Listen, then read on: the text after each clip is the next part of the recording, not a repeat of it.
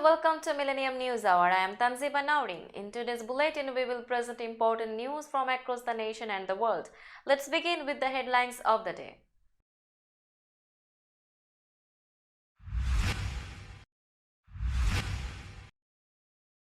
California weather calms after weeks of storms.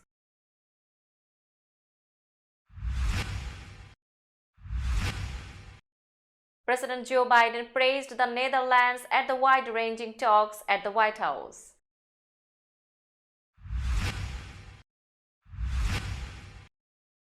Service set for Tyre Nichols, who died after Memphis arrest.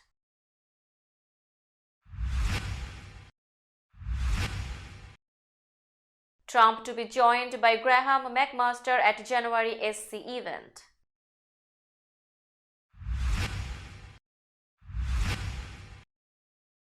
Top US general visits training site for Ukrainian soldiers.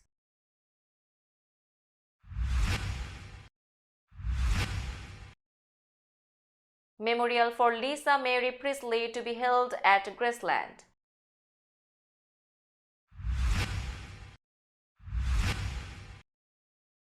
Swift Gator Eminem shoes among items in charity auction.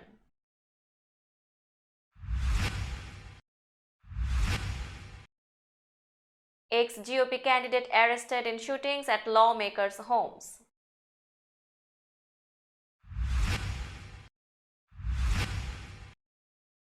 Families mourn Nepal plane victims, data box sent to France.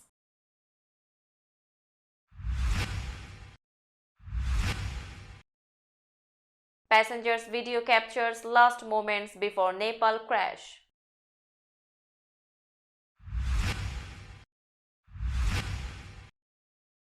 Russian strike toll, 45 dead civilians, including 6 children.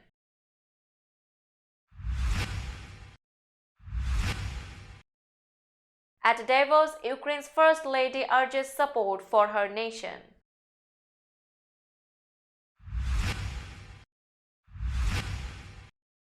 China records first population fall in decades as births drop.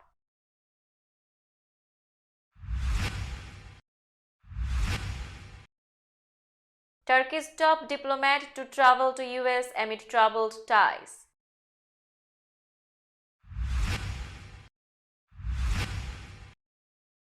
Vietnamese president resigns, criticized for major scandals.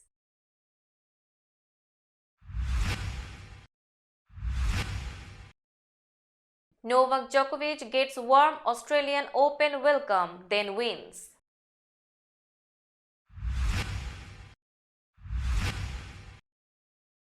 Australian Open bans flags from Russia, Belarus on site.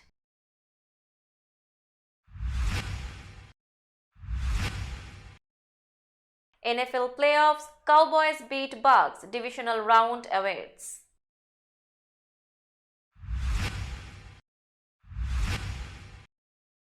And Bucks Gage hospitalized with neck injury to have more tests.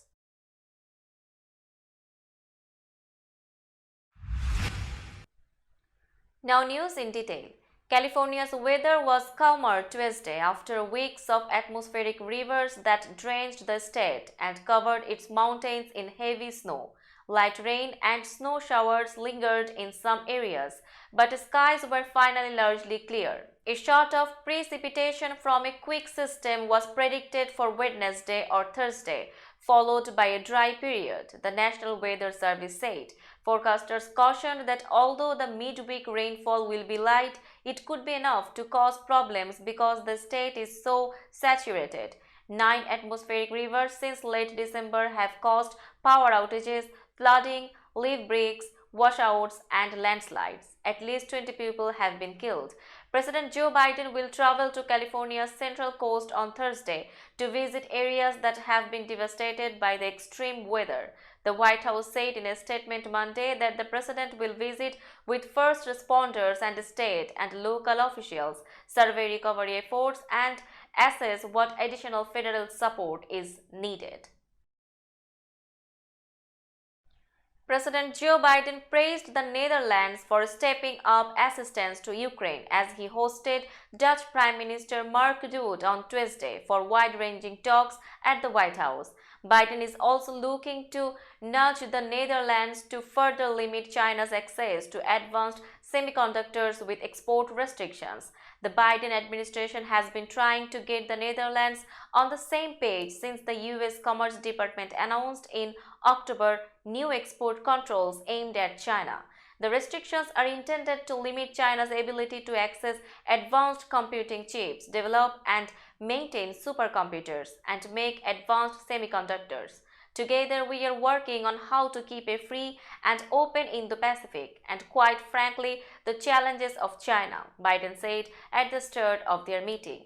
Administration officials have reasoned that the export restrictions are necessary because China can use semiconductors to create advanced military systems, including weapons of mass destruction, commit human rights abuses, and improve the speed and accuracy of its military decision-making, planning, and logistics. A memorial service was planned Tuesday for Tyre Nichols, whose death after a confrontation with police officers during a traffic stop led to protests. A service for Nichols was set for noon in Memphis. WMC-TV reported. It was held following protests at the National Civil Rights Museum on Monday and in front of a police station on Saturday, news outlets reported. "I am a man, Tyre was the man," people chanted outside the museum amid a large line to get in the facility on Martin Luther King Jr. Day. Family called for the release of body-worn camera recordings and for the officers to be fired and charged. The death has also gained the attention of civil rights attorney Ben Crump, who said in a statement Monday that he is representing Nichols' family. Relatives have accused police of beating him and causing him to have a heart attack. Authorities have said Nicholas, who was black, experienced a medical emergency. Nichols was arrested January 7 after officers stopped him for reckless driving, police said. There was a confrontation as officers approached the driver, and he ran before he was confronted again by the pursuing officers, who arrested him, authorities said. He complained of shortness of breath and was hospitalized. Officials said a cause of death has not yet been determined. Former President Donald Trump will be joined by two of his highest-profile South Carolina supporters, U.S. Senator Lindsey Graham and Governor Henry McMaster, at the first public campaign event of his 2024 White House bid later this month in the early voting state. Trump will be at the State House in Columbia on January 28 and will unveil his South Carolina leadership team, according to a person familiar with the plans. That person spoke to the Associated Press on condition of anonymity because the person wasn't authorized to speak publicly. Trump's campaign had previously confirmed the South Carolina event but hadn't provided details. The event will also include members of South Carolina's congressional delegation as well as state lawmakers, according to the person. U.S. Representative Russell Fry, who with Trump's support ousted U.S. Representative Tom Rice in a primary last year, told the AP on Tuesday that he would be at the rollout. Monday was just day 2 for Ukrainian soldiers at the US military's new training program, but the message was coming through loud and clear. These are urgent times, and the lessons they will get in the next 5 weeks on weapons, armored vehicles, and more sophisticated combat techniques are critical as they prepare to defend their country against the Russian invasion. This is not a run-of-the-mill rotation, U.S. Army General Mark Milley, chairman of the Joint Chiefs of Staff, said Monday afternoon as he met with commanders.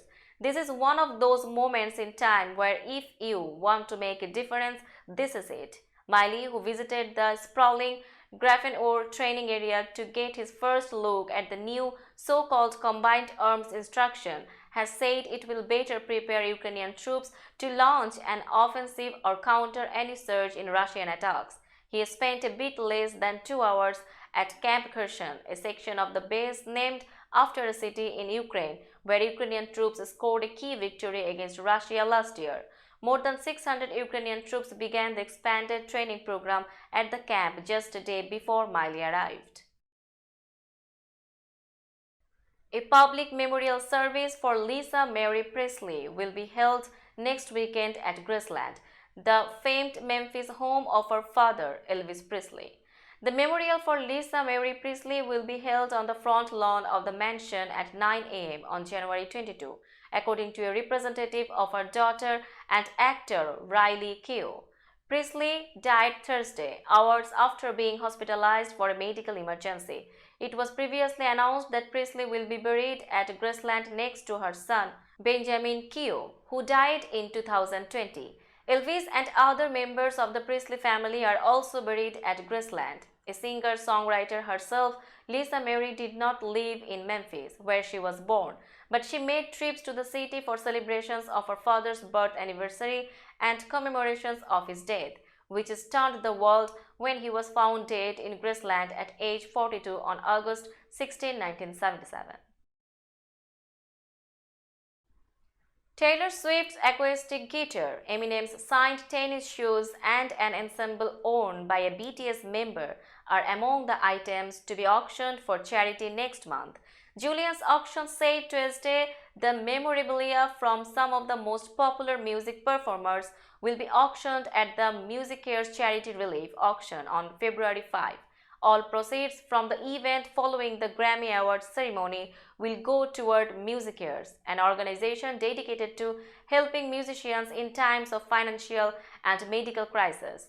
A signed Epiphone acoustic guitar that appeared on Swift's 2020 Evermore album artwork could draw between 5,000 and 10,000. Eminem wrote the words "shady" on a white pair of Nike Air Max that could go for up to 3,000. A black utility-style jumpsuit and buckle belt worn by BTS's J-Hope during a photoshoot for his debut solo album Jack in the Box could garner up to $4,000. Snoop Dogg and his son Cordell will donate sound systems signed by both, along with a special NFT that could go for up to $8,000. Olivia Rodrigo's custom-made Shapova Loena 2022 Glastonbury Festival Ensemble and Katy Perry's 2019 FIFA Live performance are expected to be auctioned. The rest of the items to be auctioned come from a wide range of entertainers including Barbara Streisand, Daft Punk, Jimmy Buffett, Ozzy Osbourne, Paul McCartney, the Rolling Stones, and John Batista. A failed Republican candidate who authorities said was angry over his defeat and made baseless claims the election last November was rigged against him was arrested in connection with a series of drive-by shootings targeting the homes of Democratic lawmakers in New Mexico's largest city. Solomon Pena was arrested Monday evening, just hours after SWAT officers took him into custody and served search warrants at his home, police said. Albuquerque Police Chief Harold Medina described Pena as the mastermind of what he said appears to be a politically motivated conspiracy leading to shootings at the homes of 2 county commissioners and 2 state legislators between early December and early January. No one was injured in the shootings, but in one case, 3 bullets passed through the bedroom of a state senator's 10-year-old daughter. Now it's time for global updates.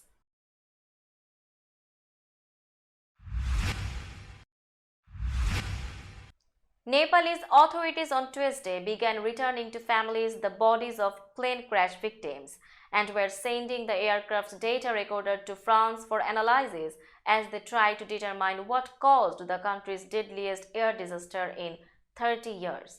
The flight plummeted into a gorge on Sunday while on approach to the newly opened Pokhara International Airport in the foothills of the Himalayas, killing all 72 aboard. Searchers found cockpit voice and flight data recorders on Monday, and on Tuesday shut off a dam to ease efforts to retrieve the last remaining body from the 300-meter deep ravine. 2 more bodies were found earlier Tuesday. The voice recorder would be analyzed locally, but the flight data recorder would be sent to France, said Jagannath Nirala, spokesperson for Nepal Civil Aviation Authority. The aircraft's manufacturer, ATR, is headquartered in Toulouse. The French Air Accident Investigations Agency confirmed it is taking part in the investigation, and its representatives were already on site. Airplane passenger Sonu Jaiswal's 90-second smartphone video began with the aircraft approaching the runway by flying over buildings and green fields over Pokhara, a Nepali city in the foothills of the Himalayas.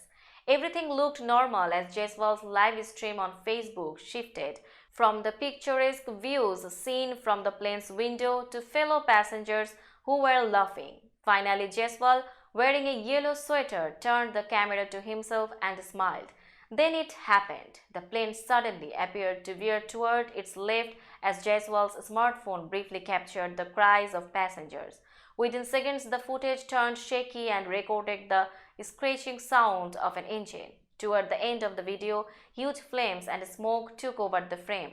The Yeti Airlines flight from Kathmandu that plummeted into a gorge Sunday, killing all 72 on board, was co-piloted by Anju Khatiwala, who had pursued years of pilot training in the United States after her husband died in a 2006 plane crash while flying for the same airline.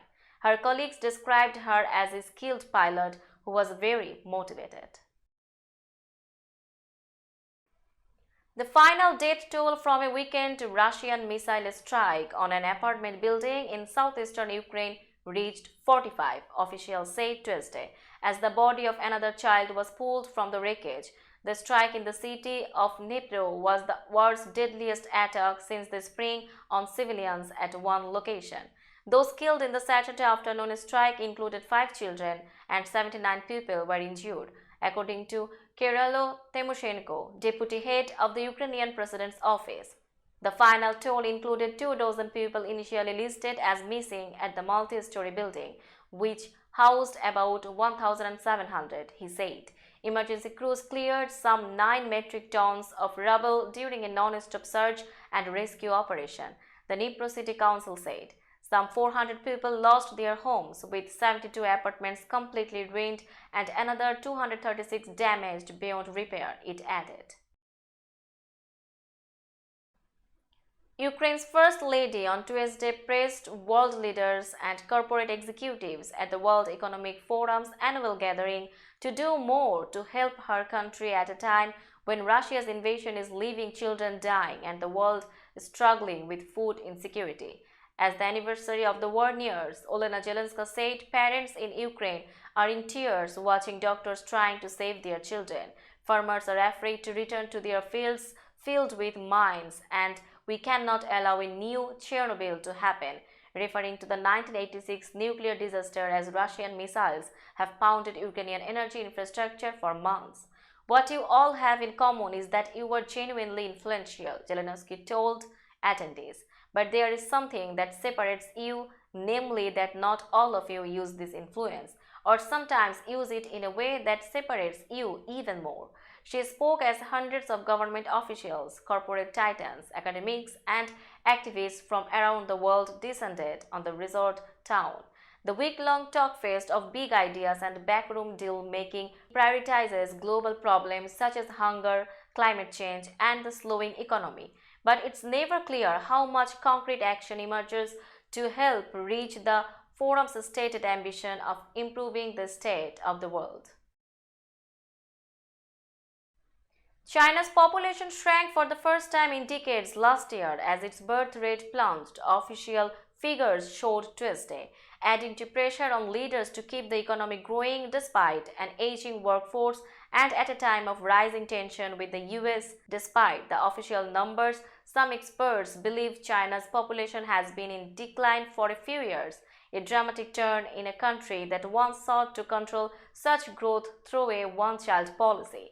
Many wealthy countries are struggling with how to respond to aging workforces, which can be a drag on economic growth. But some experts say the demographic change will be especially difficult to manage in a developing economy like China's. China has become older before it has become rich, said Ye Foxian, a demographer and expert on Chinese population trends at the University of Wisconsin-Madison.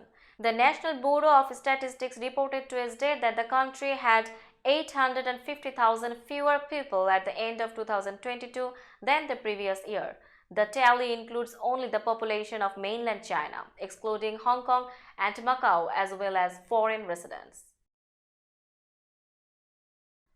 Turkey and the United States will aim to smooth out a series of disagreements between the NATO allies when the Turkish foreign minister visits Washington this week, but expectations that outstanding issues can be resolved are low. Mevlut Cavusoglu departs on Tuesday for a meeting on Wednesday with US counterpart Antony Blinken on a rare visit by a top Turkish official. US President Joe Biden's administration has kept its distance from Turkey because of President Recep Tayyip Erdogan's increasingly authoritarian direction and policies curbing rights and freedoms. Positioned at the crossroads between East and West, Turkey remains strategically important for Washington. Last year, the Turkish government helped broker a crucial agreement between Russia and Ukraine that allowed millions of tons of Ukrainian grain to be transported to world markets, averting a food crisis amid the war. Vietnam's President Nguyen Xuan Phuc resigned Tuesday, becoming the most senior member of the government to step down after a series of high-profile corruption scandals for which he was held responsible. The State Vietnam news agency reported that he had resigned at a session of the ruling Communist Party's Central Committee that was held to consider and give opinions on Comrade Nguyen Xuan Phuc's wish to stop holding positions, quit work and retire. The language of the announcement strongly suggested that he was forced to step down. Phuc began serving in government at the provincial level in 1979 and took his first position in national government in 2006. He joined the Politburo, the highest-ranking party body, in 2011 and was Prime Minister from 2016 to 2021, when he was elected President by the National Assembly.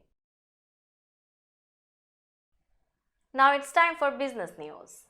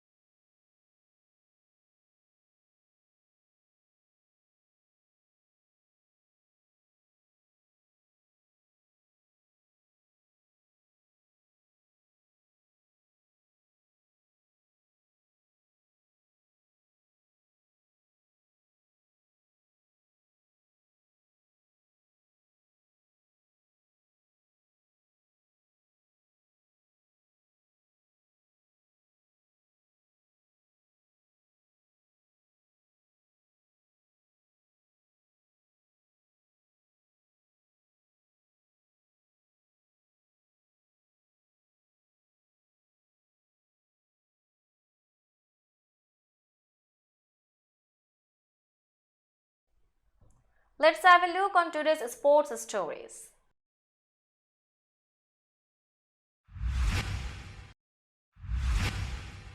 The supportive signs and dozens of Serbian flags and loud chants of Novak Djokovic's nickname filled Rod Laver Arena, providing a warm welcome marking his return to the Australian Open, a tournament he has dominated in the past but one he could not enter a year ago.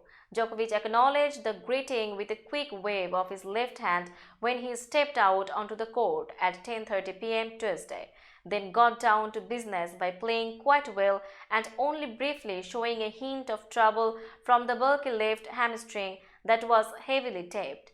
with his parents and brother in the stands at Melbourne Park for the first time since he won his first Grand Slam title there 15 years ago. Djokovic began the first round match with an ace at 125 mph. He held at love there, took control of that set with a 12-point run and was on his way to a 6-3, 6-4, 6-0 victory over 75th ranked Roberto Carvalho's Baena that finished after midnight. Flags from Russia and Belarus were banned from the site of the Australian Open on Tuesday, after more than one was brought into the stands by spectators on day one of the year's first Grand Slam tournament. Normally, flags can be displayed during matches at Melbourne Park, but Tennis Australia reversed that policy for the two countries involved in the invasion of Ukraine that began nearly a year ago. One Russian flag was displayed during Ukrainian player Katerina Bendel's 7-5, 6-7, 6-1 victory over Russian player Kamila Rakimova on court 14 in the first round on Monday. Another was offered to Russian player Denis Medvedev to autograph after his 6-0, 6-1, 6-2 win over Marcos Giron in Rod Laver Arena on Monday night. Scintillating wildcard weekend in the NFL playoffs ended with a snoozer. The Dallas Cowboys cruised to a 31-14 win over Tom Brady and the Tampa Bay Buccaneers on Monday night. The Cowboys' first road playoff win in 30 years was largely devoid of drama after a weekend full of tight games and incredible comebacks. Now it's on to the divisional round, which begins Saturday. In the AFC, the Chiefs will host the Jaguars while the Bills host the Bengals.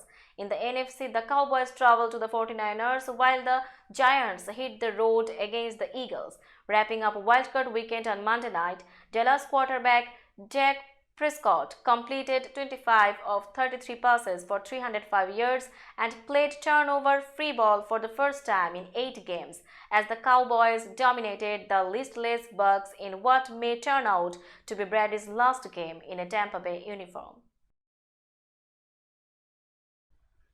Just 2 weeks after Buffalo Bills safety Damar Hamlin collapsed and needed to be resuscitated on the field, another sobering moment occurred in front of a primetime audience on Monday night when Tampa Bay Buccaneers wide receiver Russell Gage was taken off by a stretcher late in the fourth quarter of a wildcard playoff game against Dallas. The team released a statement Tuesday morning saying Gage had movement in his extremities after suffering a neck injury and concussion. He will continue to undergo more tests in the hospital after spending the night there.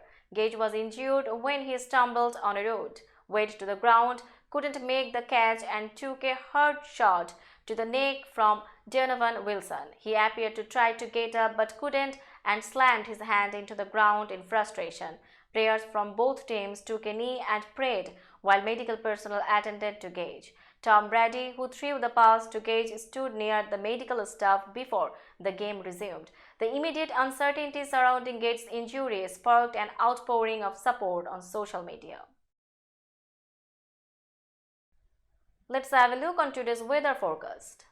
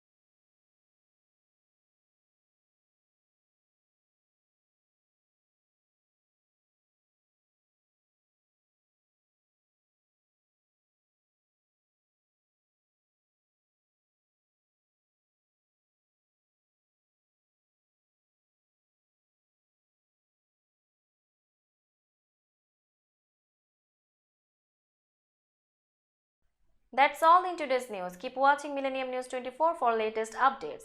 Millennium TV US and Millennium News 24 network is transmitted and available to be watched free for all the TVs such as Sony, Samsung, LG, Roku TV, Amazon TV and Apple TV. And also in all European countries and Australia available with the Sky Network, Worldwide Jago TV, Radiant IPTV, Worldwide Jago BD Network and Horizon Satellite globally.